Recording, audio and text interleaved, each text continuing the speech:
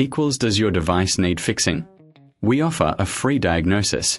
We pick up and deliver right to your door, no calls or travel needed. We send you a quote before repairing, and only go ahead if you approve it. Easy, transparent, and professional. Link in description. To start, gather your tools, a screwdriver, a soft cloth, and a new motor. First, unplug your Dyson V10. Remove the dustbin and filter. This will give you access to the motor. Next, locate the screws holding the motor in place. Carefully unscrew them and set them aside. Remember, professional diagnosis without obligation is available if you need help. Once the screws are out, gently lift the motor out of the housing. Take a moment to clean the internal components with a soft cloth. This ensures optimal performance. Now, inspect the motor for any visible damage. If everything looks good, it's time to install the new motor.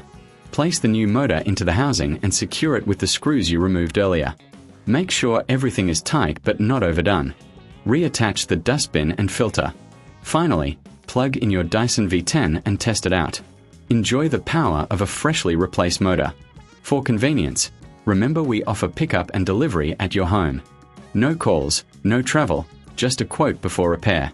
Keep your Dyson running smoothly. Does your device need fixing?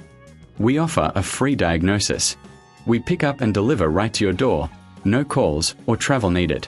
We send you a quote before repairing, and only go ahead if you approve it.